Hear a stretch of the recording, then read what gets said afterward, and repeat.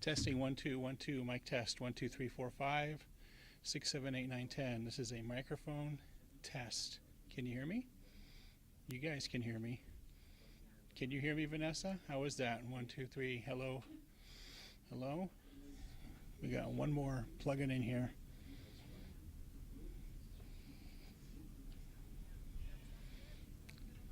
Yeah, looks okay. It's not breaking up too much. Okay, great. All right.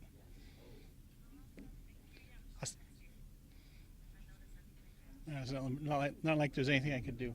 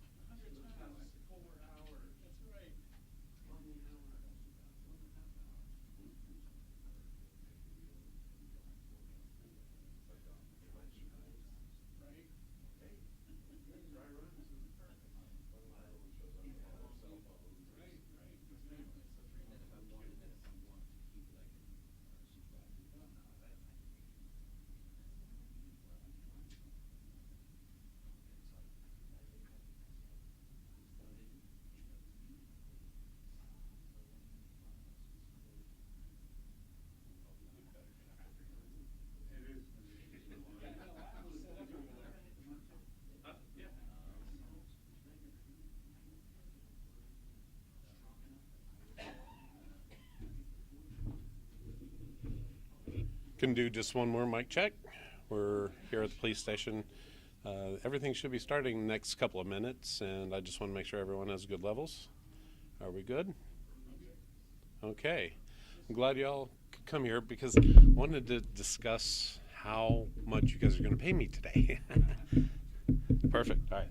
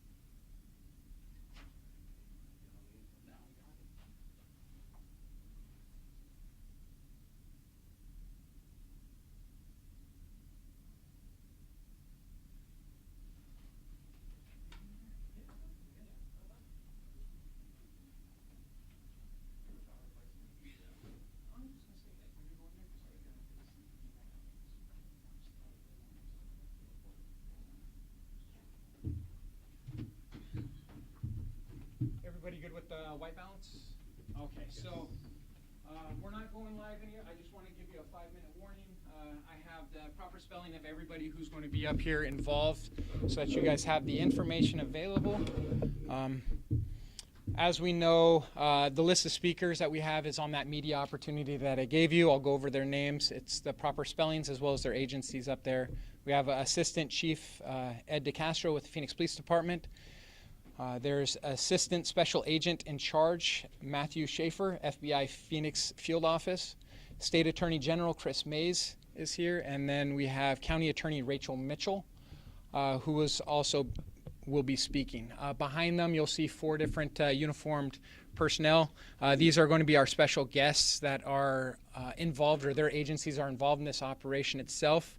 They're not on that media opportunity, so I've confirmed 2 of them have shown up, but the other 2, I'm still waiting for them, so please bear with me. There is Deputy Chief Jose Gonzalez with the Goodyear Police Department. That's Jose, J-O-S-E. Gonzalez is G-O-N-Z-A-L-E-Z. Again, he's with Goodyear Police Department. We also have Under Sheriff Jeff Gentry, Jeff, J-E-F-F, Gentry, G-E-N-T-R-Y. He's the Under Sheriff with the Maricopa County Sheriff's Office. In case they're here and check in late, we have Assistant Chief Chris Perez with the Chandler Police Department. Chris, C-H-R-I-S, Perez, common spelling, P-E-R-E-Z.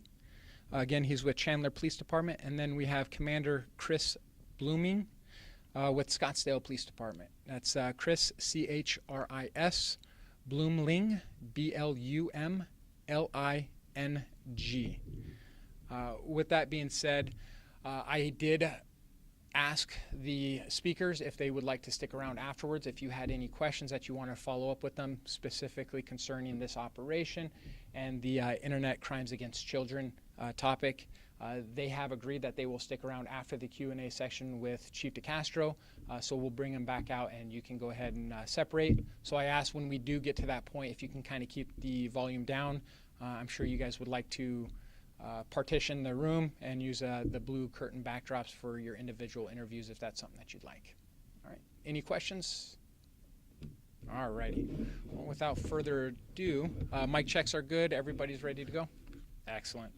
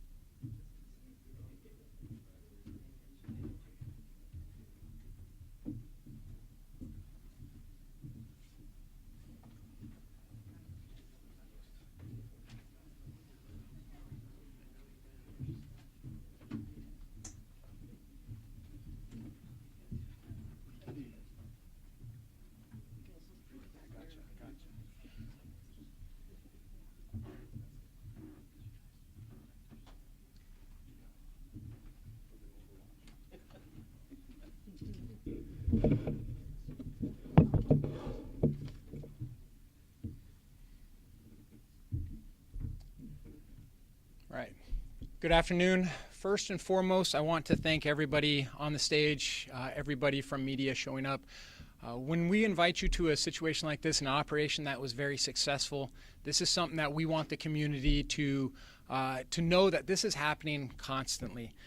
That the work that's being done throughout the state of Arizona, it's a combined effort along all different aspects, and being able to present this is an honor for all of us on stage. I want to especially thank the leaders that are behind me as well. There's 23 different agency partners that were all involved in this operation, all with their specific parts that made this successful. This Internet Crimes Against Children Task Force has been named Operation Safe Online Summer, also known as Operation SOS. This operation began on April 1st and lasted throughout the month and continued into May and is still continuing as the cases start making their way towards the courts itself. Throughout this operation, there were 72 arrests that had occurred all across Arizona and into surrounding states. With that being said, I'd like to start this off by inviting Assistant Chief DeCastro up to the stand to provide more context to the operation itself. Chief.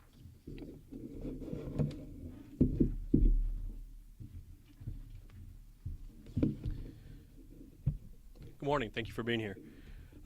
First, I'd like to thank all of our partners here, the Arizona Attorney General, Chris Mays, Maricopa County Attorney Rachel Mitchell, FBI Assistant Special Agent in Charge Matt Schaefer, our local partners that are able to make it here today, Scottsdale, Maricopa County Sheriff's Office, and Goodyear, and then all the ones that couldn't make it out today for some reason. Thank you. This is a team effort. Without all of us working together, we could not do this alone. So thank you very much. Excuse me. Our children deserve to grow in a safe and supportive physical and online environment, free from exploitation and harm. The work of the Internet Crimes Against Children, or ICAC Task Force, is invaluable in achieving this mission. During my career, I have been able to see firsthand many of these types of operations at work, and the level of commitment that these investigators have in apprehending these predators is truly astounding. We are deeply grateful for their dedication and relentless effort in protecting our most valuable population. It is not easy dealing with these cases, so thank you to all the investigators and detectives that do this on an everyday basis. The ICAC Task Force works tirelessly to detect, investigate, and prosecute those who seek to hurt and exploit children online and in our neighborhoods. Through collaboration with local, state, and federal law enforcement partners, their efforts have resulted in identifying and apprehending numerous offenders, making our community safer. The Phoenix Police Department remains fully committed to the safety and well-being of all children and will take any necessary actions to identify, investigate, and stop predators operating within our communities. We will continue to prioritize the safety of children and provide unwavering support to the ICAC Task Force and all those working to combat these heinous crimes. So to Sergeant Bauer's introduction, Operation SOS was a massive success. This is one of many that happens throughout the year, and through many investigative techniques, the detectives were able to apprehend over 70 predators. These are the people that are preying on young children that are vulnerable online. And so being able to take them offline, so to speak, is a true effort. I will say for parents, people that care for children, please use as much safety as you can. Monitor your children's accounts. They have multiple accounts. They'll tell you they don't, but they do. Please make sure that you are monitoring them and call us so that we can apprehend those as soon as we can. Thank you very much. And now I'd like to introduce Arizona Attorney General Chris Mays.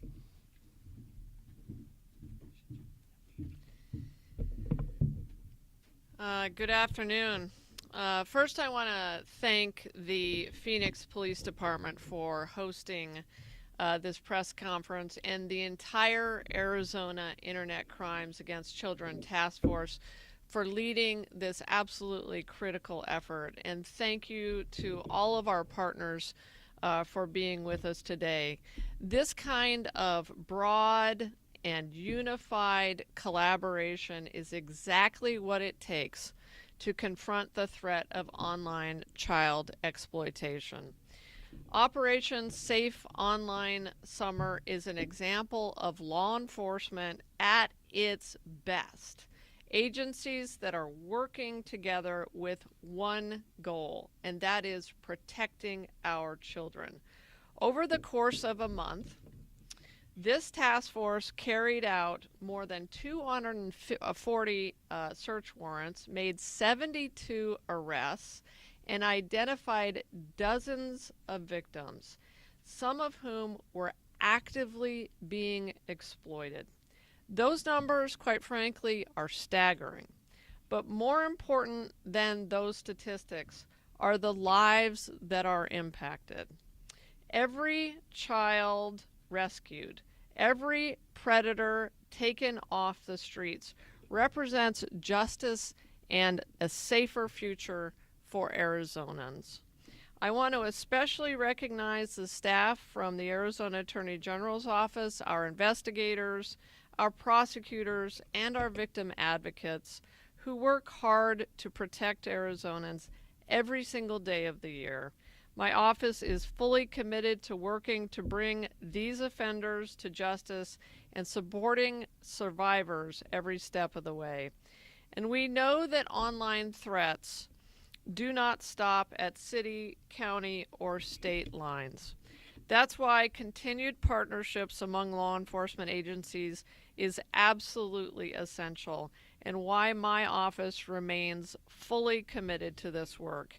In fact, just this morning, my office announced we've secured a 17-year sentence in a sex offender case we prosecuted out of La Paz County. Because of the work that my office and local law enforcement conducted, Robert Berghofer will spend the next 17 years in state prison, followed by a lifetime probation and GPS monitoring for possessing child sexual abuse material and exploiting minors under the age of 15. To those who would target Arizona's children online, let this be a warning. We will find you, and we will prosecute you, and we will protect our kids. And let me just echo something that was just said as well. And this is something that I've been very concerned about and will continue to focus on, which is the responsibility of social media companies for facilitating or allowing some of this, a lot of this crime to happen on their platforms. I think it's something that Congress needs to focus on, but that we all must focus on, and that is, how do we make sure that social media companies that know that this activity is happening on their platforms, or should know that it's happening on their platforms, take a greater role in getting it off of their platforms and protecting our kids. So thank you again to all of the partners here today, and to every officer, agent, and staff member who made this operation such a success. Operations like this are proof that we are stronger and more effective when we all work together. So again, thank you. And now I'm very happy to be able to introduce Maricopa County Attorney Rachel Mitchell for some comments.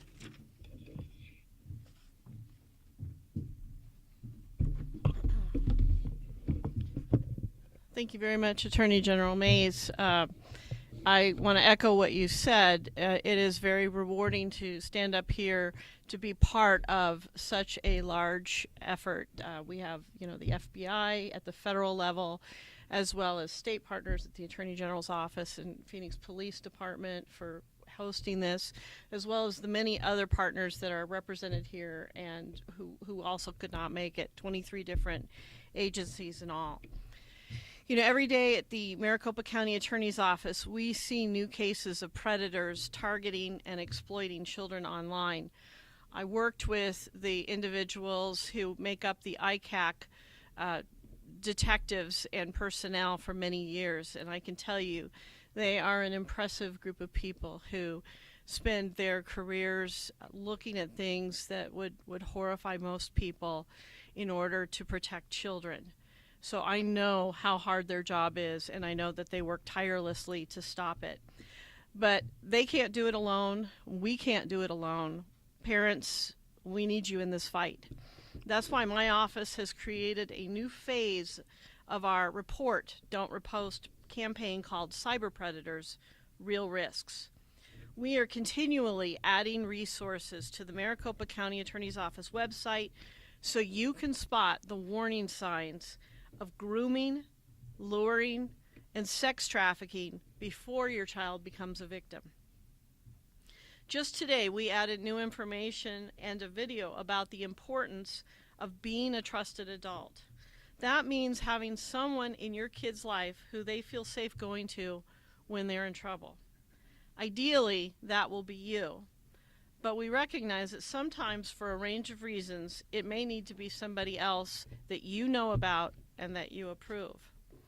A trusted adult should be someone who will stay calm when a child comes to them, because an emotional reaction, whether anger or sadness or something else, may cause the child to shut down and not share further information.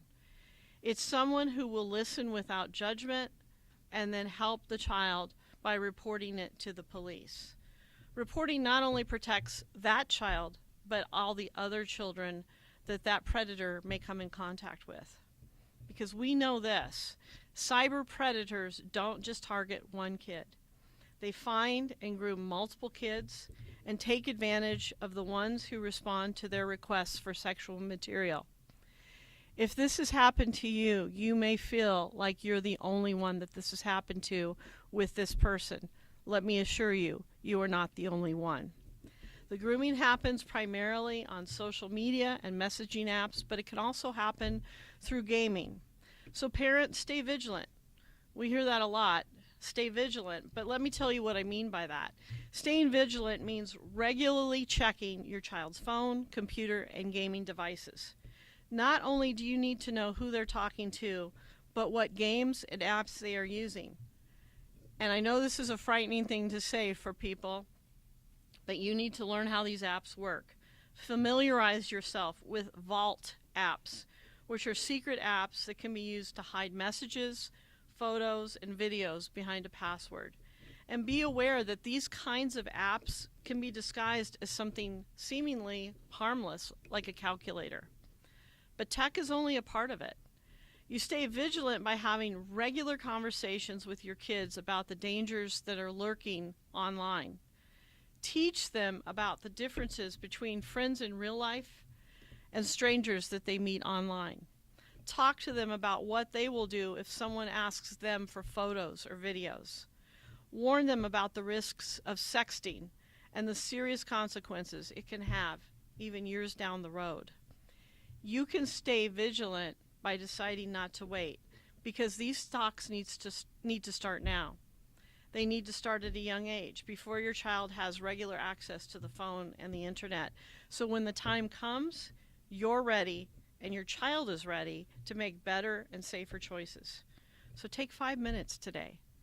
Take 5 minutes to start this conversation, because when it comes to protecting your kids, waiting is not an option. And with that, I would like to introduce the Assistant Special Agent in charge of the FBI, Matt Schaefer.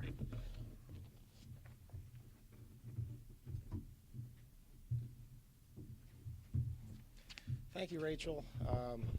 Good afternoon, everyone. I'm Matt Schaefer. I'm the Assistant Special Agent in charge of the Criminal Branch of the Phoenix FBI. And first and foremost, I'd like to thank the Phoenix Police Department for hosting this event, and all of the partners here today. It is a great opportunity for us to speak about our children and the safety of our children. The internet crimes against children mission is one of the most important missions that the FBI works. And the reason for that is because we're protecting our America's future. We're protecting our children. Sadly, the effects that children experience as a result of child exploitation sometimes last lifelong, and it's a constant struggle that the victims experience to try to recover from that. And fortunately, we have teams of not only investigators, but victim specialists and various resources that we offer collectively to help children recover from the traumatic events that they've experienced, but then also to help rescue them from those situations and bring these offenders to justice. This is why the FBI partners with all the agencies here today, and also agencies throughout the country and throughout the state of Arizona who are not here today. Every day we're working together tirelessly to bring these egregious offenders to justice. And the FBI couldn't accomplish this mission without the help of all of our partners and without the help of the parents out there. And that's, I know everybody's talked about it today that has spoke. It's key that we all work together to protect our children. The FBI, one of the things that we do best is task forces, right? Especially here in Arizona, we use our task forces as force multipliers, bringing multiple agencies together, bringing all of our collective resources together to accomplish the mission. As far as crimes against children goes, we do an excellent job here in Arizona, but then we also have 90 child exploitation task forces throughout the country, and also an international violent crimes against children task force where we have membership from over 60 countries and 95 members strong. So if you're out there thinking about exploiting children, if you're exploiting children, we will find you. It's just a matter of time. And not only do we have our resources that we bring to bear on a task force front, but we have entire units at headquarters, FBI headquarters, and in the field that are dedicated toward rescuing children. If you're operating on the open internet, if you're operating on the dark web, and your goal is to exploit children, you're on our list. I do have a message for parents out there, especially with the summer in full swing. Children do have a lot of free time, a lot of unsupervised time in the summertime. I just ask that you set aside time to talk with your kids about the dangers of online predators and coming into contact with these people online. A lot of times it's a very innocuous conversation that initially takes place. Someone will reach out and pose to be someone they're not. They may pose to be a child the same age as your child, and that's how they get their foot in the door. Some recommendations that I have, like I said, talk with your kids. Talk with your kids about the dangers out there. Set aside time. If your children are on the internet, make that supervised time. If they're on their smartphones, on social media apps, that's awesome. They can keep contact with their friends, their family. Make sure that that supervised time, maybe it takes place in the living room, maybe it takes place in the kitchen where people are there. Don't let them, if you can control it, be on the internet in a closed bedroom or in an area outside of supervision. And then finally, I do have a message for all the child predators out there. We're looking for you. We will find you, and we will bring you to justice. Thank you.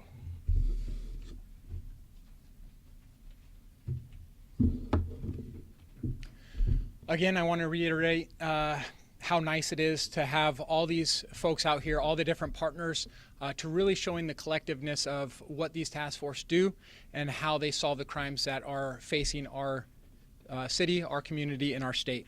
With that being said, I want to thank all of you specifically for joining us here. I know that you have busy evenings, so thank you again. We're going to let our partner leaderships exit the stage, leave, go back to work, and I'll have Assistant Chief DeCastro come up here and answer any questions that you may have. Thank you.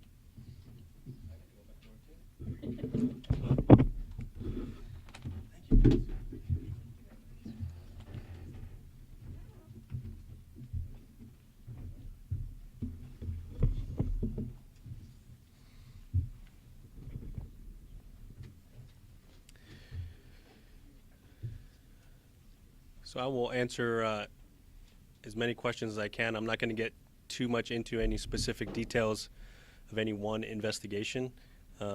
Most of it has been covered already, but if there are any other questions, I'll be happy to take them. Can you give me a little sense of, there were more than 70 arrests. What types of things were these individuals doing? Were they, posing as younger people? Were they sharing exploitive child pornography? What were some of the things that they were doing that they were arrested for? So many of them were sharing illicit photos. They were trying to get photos from the minors. Some of them were posing as minors themselves. Some of them were openly being themselves. And so all of these things led to the grooming of the children, befriending them and being able to send them inappropriate photos, videos, things like that, and then the sharing of all of those. There was the part where it was written that some of the victims are sort of repeat victims. Mm-hmm. What does that mean exactly?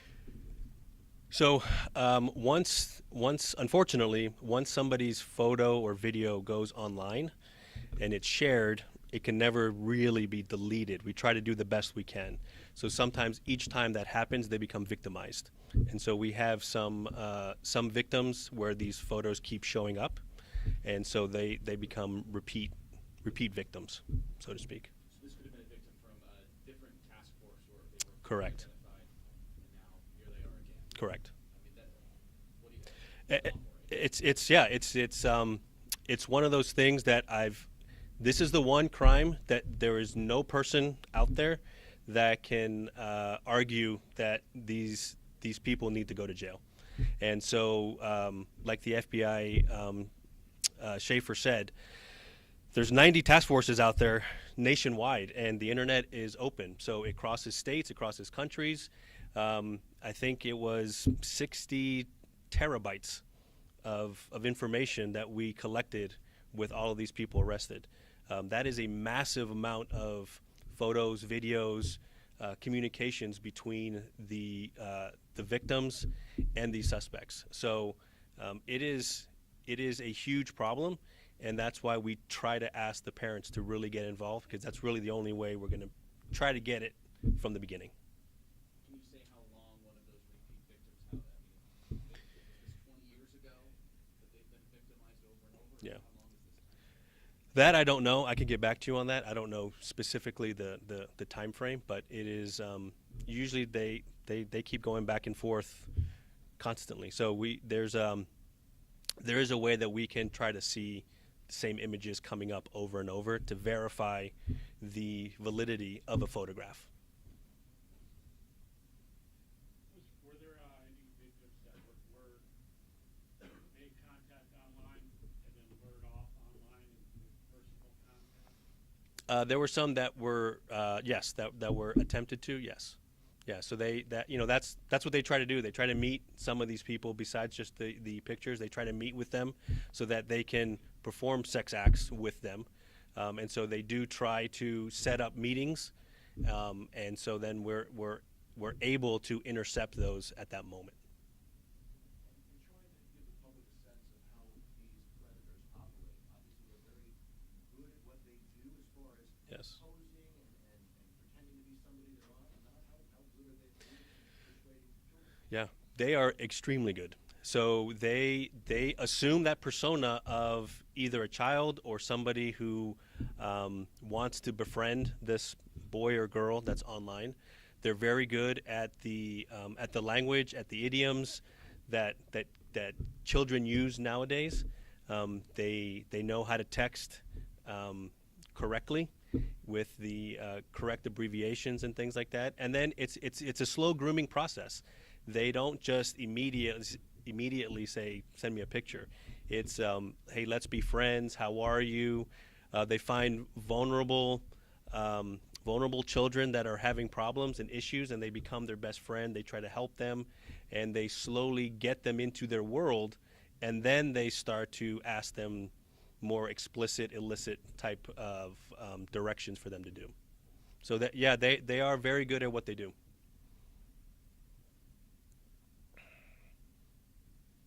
Yeah. Thank you very much.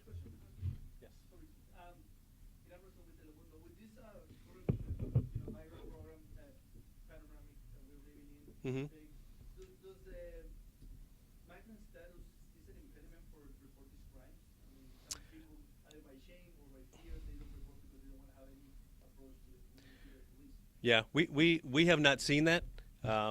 The biggest issue is more about embarrassment. So it's really not about status at all. It's as a child, you become embarrassed, you feel ashamed, and you don't want to tell anybody. So it becomes perpetual, and it just keeps going. The predators know that, and they will use that against the children. And they'll say, if you don't send me more, then I'll send this to your parents, or I'll send this to your friends. And so they just continue to do it because they don't have the maturity to be able to understand what's happening. And that's why we are constantly telling parents to talk to their children and making sure that the children are open with their parents to let them know when something doesn't feel right. Let them know if somebody's asking you to send you a picture of you naked or just in a bikini or just in your underwear. Those are strange requests that nobody should be asking, friend or not. So we have to make sure that the children have an open communication with their parents. But as far as immigration status, that has nothing to do with it. It's all about being children and just being immature and being embarrassed. You're welcome. Thank you. I'm going to bring out everybody from the back who'd like to speak. If you guys would like to have individual sections of the room, again, if you could do me a favor and just keep the noise to a minimum so everybody has plenty of time to do their individual interviews. Thank you.